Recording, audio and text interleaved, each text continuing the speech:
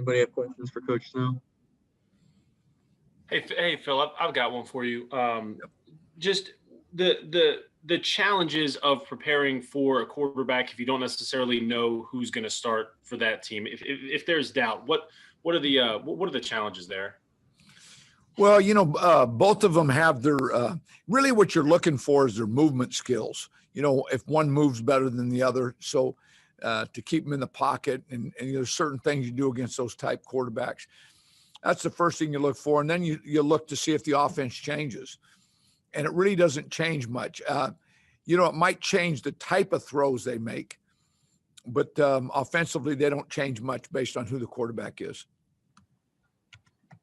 Let's go to David Newton and then Elena Getzenberg. Hey, Phil. First, Merry Christmas. Merry Christmas. And wanted to, this is more of a general question. I don't know if we'll get to talk to you guys next week, but how would you kind of evaluate the job you and your defense have done this season?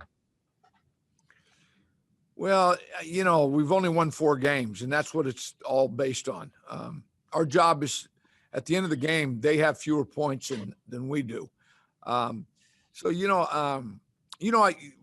think the young guys have really progressed, but we're not good enough yet. So, that's our approach, and we'll continue to have that approach until we win the amount of games that we want to win and play at the standard we want to for 4 quarters. So, we've done, I'll in a couple of weeks, I'll go back and reevaluate, but really we've only won 4 games. So that's not good enough. Is there anything that you could have done different or would have done different this year? Oh yeah. I mean, every game there's something you wish you would have done different, but overall, I think we've made some really good progress with our young players. And so, I'm excited about the future here, but this year is not good enough. Thank you. Mm-hmm. Hey, Phil, hope you're doing well. I was just curious, Matt talked about it yesterday, but I was curious from your perspective when you're going to be calling this defense Sunday, very potentially without Brian Burns, how does that change things for you? Like from your perspective, what adjustments are you going to make? Well, if Brian's not playing, he's a dynamic guy and we use him in a lot of different roles. So it affects what personnel groups we use. And so it kind of limits what we can do. The package won't be as full as it normally is because of his versatility. So, and then obviously he makes big plays at big times. So we'll miss that. And then kind of along the lines of what David was asking, I was curious, is there anyone who you've kind of seen really improve over the last half of the season, or someone you've been like, you saw someone make big steps that maybe wasn't playing as well or wasn't playing as much at the beginning of the season? Well, like Miles, Hartsfield, he's really come on. So, there's been a lot of guys, though, that have made really good progress. It's not good enough yet, but I can really see some building blocks that I think through the offseason and going into next year will really help us. So I'm excited about the future. But again, what we've done this year is not good enough. Let's go to Joe Person for the next question. Phil, good morning. Merry Christmas. Same to you. I appreciate that. On the topic of not good enough, I think a lot of us were making the point that the second half against Green Bay was one of y'all's best defensive efforts of the season, given the competition. We hadn't talked to you since then. Wonder what was different that night, that second half, and then follow up. What do you think this defense needs, next year and going forward? Well, I think the second half, if you look at the end of the first half, we started playing. I really don't think our guys were mentally ready for a fight in the run game, because they're playing Rodgers. They thought he would just open it up and throw it. And, they came out and pounded us. So I think we got used to what was happening to us and adjusted. And like the end of the first half, we actually played 2-minute drives. And, he's really hard to stop. So I thought we started playing better at the end of the first half and then it led into the second half. If you've watched us over the last couple months like you have, we're playing about almost 3 quarters pretty good in a game. And then we have a quarter that we're not. So it's the inconsistency. And it showed in the Green Bay game. You can't go out in the first 3 series and give up 21 points. It affects how we move the football offensively, their mindset, everything. So, we've got to do better than that. Now, excited about how we played, through the last 5 minutes of the first half and the second, but we've got to be much more consistent in what we're doing. And as far as what we need next year, we'll sit down after the season and evaluate that. And you have free agency and you also have the draft and we'll see where we sit with all that, and obviously, you have players with contracts. So there's a lot that goes into that and we'll figure that out as we move on. Let's go to Jonathan Alexander. Hey, Phil. Hope you're doing well. Merry Christmas. Merry Christmas. I'm wondering, at what point did you know that you needed Jeremy Chin to play linebacker for you in different positions, and why him, out of all people, did you identify him as somebody who could possibly be successful at playing a different position than he was used to? Well, I think in the National Football League and really probably every level of football now, that the more versatility you have with 2 or 3 players on your defense, it allows you to do different things with the same group of people on the field. So when we looked at Jeremy in the draft, that's what we saw, him being able to play in multiple positions in some of the packages. And when I got here, I watched Brian Burns on tape and I said the same thing. We have to utilize their talent. So, we have Shaq on one side and Jeremy on the other that match up well with the number 2 receivers. And so underneath. So that gives you a lot of versatility when that happens. So we started him there and then we've moved him back in certain packages. So now next year it could be a different role for Jeremy. We've got to evaluate that, but that's the role this year. And I think it's been really good for his development. What was it about that you saw that you thought that he could be successful at it? Well, he's 6'3", he's 220 pounds. He can really run and he's really physical. Which tells you he can play down and he can play back. So when a guy has that capabilities, and I really thought he was the best multi guy in the draft, and we were really excited when we got him. Let's go to David Newton for the next question. Kind of following on Joe said about what do you need? Do you feel like, obviously you played a lot of different formations, and do you want to play more 4-3 next year? And does that mean you need a bulkier defensive end run stopper type player, or what would be your primary need there? Really when you look at, if you're going to play a 4-man front, you have to have a dominant inside guy and a dominant outside guy. And if you have, one of each, really adds, because if you're going to play a 4-man front, you got to be able to put pressure on the quarterback at a high level. But we'll evaluate how much we're going to stay in a 3 and a 4 and really evaluate, and then evaluate who we can get. Because that's, I never want to pigeonhole who we are. I want to base it on what we are as far as personnel. So we'll adapt to what we have and go from there. And it all depends on the draft, free agency, and we'll make those decisions as we go.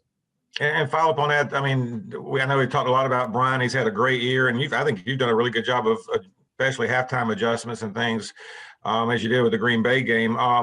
But is Brian a guy that can be that every down 4-3 type player? I know he's done it, but is he big enough to do that for the duration?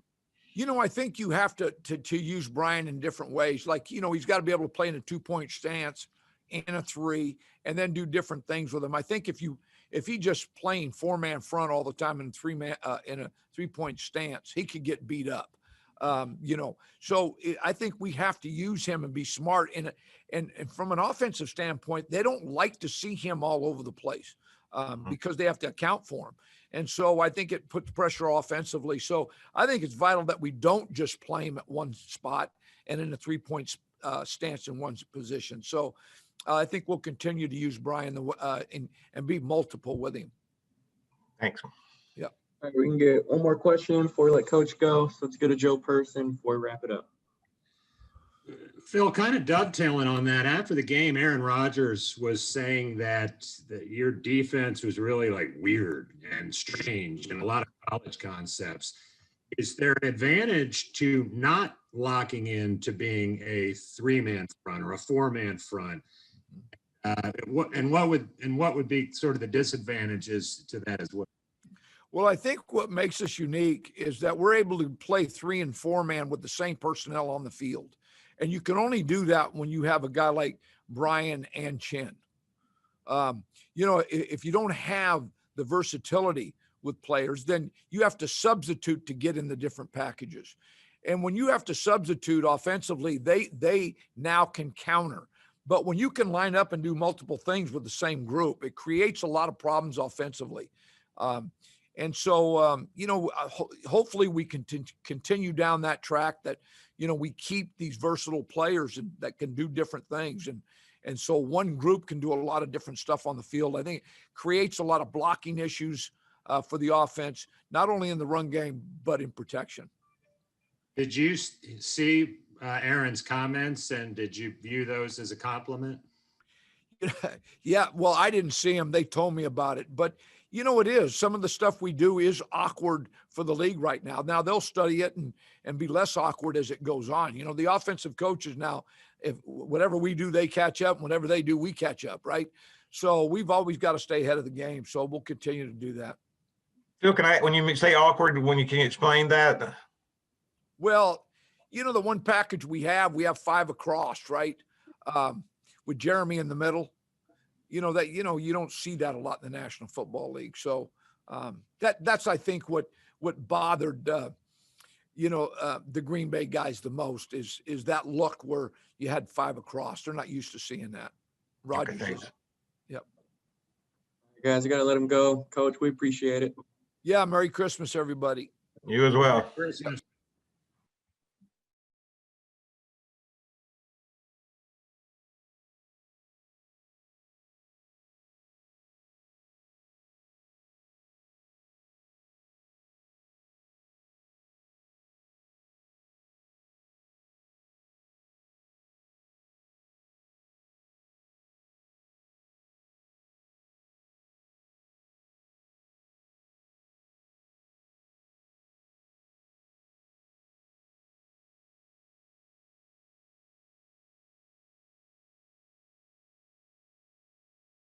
Yeah, Merry Christmas. And wanted to start you off asking the same thing I asked Phil.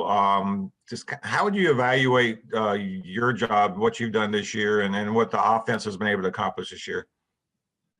Not sure, not to obviously all I really care about is us winning football games and scoring points. And so, right now having 4 wins, we have to just continue to do a better job. I have to continue to do a better job. I'm not, I don't spend a lot of time sitting there and evaluating that stuff right now. I'm just kind of trying to focus on finding ways to beat the Washington football team this week. And, at the end of the season, that'll be a great time to kind of look back and evaluate everything. If you could get one piece for Christmas to your offense, what would it be? A win. I'm good. That's all, that's all I'm focusing on this week is just finding ways to get a win this week. And that's the most important thing. That's everything to me. I don't see any of the hands raised. If someone wants to unmute themselves and ask Joe a question, the floor is open. I like the hand raises. I like seeing the things pop up in the corner. It's good stuff. Technology. Hey, Joe, I've got one for you. Chase Young obviously has garnered a lot of attention this season. What does he do specifically that can be so disruptive to an offense, and how do you have to account for him? It's what doesn't he do? I've followed Chase Young, going back to when he was at the Math High School and playing against him when he was at Ohio State, and he's just been dominant everywhere he's been. He can play both the run and the pass. He's dynamic. His first step, he just twitch. He's explosive. So it's hard. Being a rookie, the sky's the limit for him. Already the disruption that he can do as a rookie right now. He's gonna be a great football player for a while. So it's not necessarily what all the things he can do. It's trying to find things that he can't do right now. When you prepare for guys that maybe you have to account for, and they're veterans in the league, so you can kind of go back and watch them on tape. he obviously doesn't have as much tape to study, but does your familiarity with him help you at all in college and beyond? I wouldn't say it probably helps, as time goes, obviously you're coaching, your bag of tricks, your tools, all of that just continues to evolve. And him, I'm sure he's evolving as a football player, studying tackles. But, the thing about the Washington Redskins, my apologies, the Washington football team, the thing about them is it's not about, they have Chase Young, but they have so many defensive linemen, up front that, it's not one of those teams where you can just focus on one of the defensive linemen. You really got to, account for them all. And so, it's definitely gonna be a challenge this week. Go to Mike Solarte for the next question. Coach, that's a nickel in the jar for using the former nickname. Yeah, you got it. Put it to our poker game. I was wondering if you were going to call yourself on that. I asked Teddy yesterday about the need, not just so much for the actual points and the outcome of the game, but the need for you guys to have one of those fourth quarter drives that helps to finish a game. And not so much for the tangible outcome, but does your group need one of those just to kind of affirm everything that they've done? I mean, they've had the obvious chances to tie or win late, but it seems like there's so much more of a mental benefit, especially looking into next season, that, okay, everything that these coaches are telling us, it works if we just follow the script and we, execute and do our job.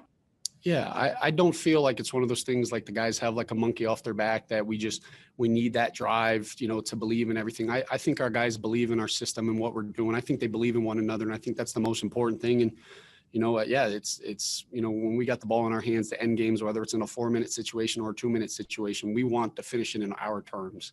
And the reality of it is we've had opportunities this year, regardless of the situations, regardless of if they're beneficial situations for us or not, we haven't been able to do that. And so I don't think it's one thing that the guys are feeling panicked or pressing or anything like that. They're just approaching it drive to drive. But the reality of it is we get into those situations, we want to finish them. And But I think the guys have full confidence in us when we are in those situations. I do believe that they believe in the system and what we're doing, and we just have to, execute when we get in those situations.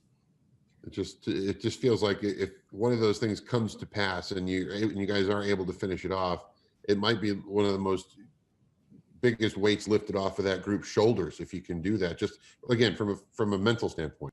Yeah, no, I mean, very, very well could be. I think we speak all the time. We speak the process, so it's not necessarily the results that always dictate, where things are and how we're doing in the foundation that we're laying. And so, I think what we're doing. I know the guys believe in it, and they believe in the system and what we're doing. And so it's just a matter of us just executing and, in the big moments, not trying to do too much, not trying to play with, outside of the system. And if they can just execute and, and that's myself included, and we can just put those together, I think at the end of the day, we won't feel like we're doing anything else. It's just we found a way to get the victory, and that's all we ever focus on. Let's go to Joe Person and then Elena Gutzenberg. Joe, good morning. Merry Christmas. Merry Christmas, Joe. Wonder if there's a piece or two of your offense that has maybe been most impacted by Christian's absence. I don't know if it's a screen game, but Teddy mentioned last week that, for instance, safeties are often having to go out and cover him in the pass game. But wonder what you thought about that. Yeah, I mean, when your best football player is not out there, there's obviously a difference. You see the production he had last year, and since he's been in the league, when he's on the football field, defenses have to know where he is at all times. He brings such a unique ability both in the pass game and the run game that it is something that they have to focus on. Now, we've been fortunate that we've had guys that have stepped up this year. Guys like Mike, Rodney, Trenton, Curtis, that have been able to make up for those roles. But when you get both of those guys on the field at the same time, it creates, advantages and stuff that, we would have liked to been able to kind of utilize, Christian on the field with another running back, like you saw a little bit against Kansas City, utilize, but the reality of it is it kind of hasn't been how it had, it's all kind of played out this way. And, but yeah, when Christian's out on the field, it is a big difference. But I've loved what our running backs have done. I don't think it's anything that's changed where we feel like, hey, if Christian's out there, this screen game would be better, or, this drop back pass or this run would be better. We don't have that mindset. We just know that when he's out on the football field, obviously we are a better football team. And, that's kind of where we're at. Hey, Joe, Merry Christmas. Going off that question that Joe had, I was curious, you obviously spent the offseason anticipating having Christian out there for more than 2.5 games. Are there, understanding that you've had guys fill in and all of that, are there parts of your offense we just haven't seen because you weren't able to develop those with Christian out there with him in mind, or have you kind of just put everything out there with the guys you have? Well, I think every year your offense is going to continue to evolve. I think you understand what players you have, the pieces you have, what your guys do well. One of the biggest challenges going to the season is, and we didn't make excuses for it, but not having the training camp, not having OTAs in the off season, of really getting to fine tune what the guys can do and then putting that system. We utilized a lot of what we saw on tape, and so you have an opportunity moving into these 2 games and then into next year. At least you have that understanding, and then we'll do our research. I'm sure there'll be pieces that are, unfortunately might not be here or will be here, and, that we can add to it, and we'll find out what they do well and try to put it around them. But I think the system always needs to evolve, and, and I think that's the best thing about it. And then I was curious, you talked to us last week about kind of with Teddy going back to some fundamental type stuff and kind of focusing on that. There's a lot of focus on that fumble, obviously, on the goal line, but I was curious how you thought the work you did last week maybe helped him in Green Bay, or what you saw in his performance with the work you guys put in that week. Yeah, I know. Obviously, you hear me always talking when we've had some turnovers in the red zone. When we turn the ball over the red zone, we don't give ourselves an opportunity to win the game. And so obviously the focus will go on Teddy on the fumble, and he's going to be the toughest on himself with that. That obviously is something that I'm sure he's obviously spoke about. But when you watch Teddy in the pocket this past week, and you watch his footwork, his climb in the pocket, his mechanics, his finish, his front legs, I think he really put attention to detail on it. And I thought he looked comfortable in the pocket. He was able to get through his progressions and make the reads. And we obviously just have to execute at a higher level. And when we get inside the red zone, we can't put the balls on the ground. And I think the scoreboard has a chance of looking different. All right, guys, we can get 2 more quick questions in before we let Coach go. So let's go Jonathan Alexander and then finish with Joe Person. Hey, Joe. Merry Christmas. Christmas, man. Teddy Bridgewater probably is going to get one of the most publicized evaluations after this season, being a quarterback.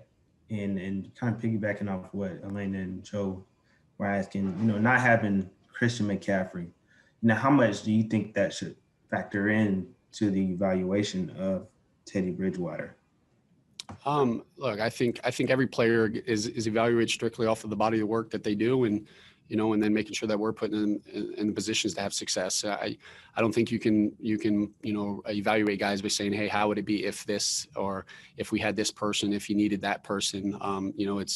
We as coaches, and we know as players that we are what we put on tape, and and so at the end of the season, we'll evaluate everybody. And Teddy's what we loved about Teddy is he's been consistent, the way his approach every week. From a week to week standpoint, no matter the wins and the losses, he's come in ready to, and he's been prepared, and he's been ready to go each week. And, so I'm excited for him to get an opportunity at it this week, and we'll continue to go from there, and we'll make the evaluations, as the season goes. Apart from injury, is there any scenario in which you would look at PJ or Will at any point in these last 2 games?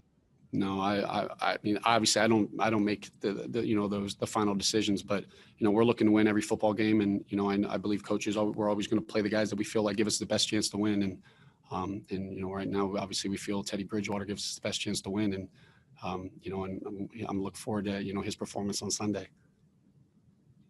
All right, guys, we got to let him go now. Joe, we appreciate it. All right, thanks, guys. Merry Christmas. Happy holidays. Merry Christmas, Joe.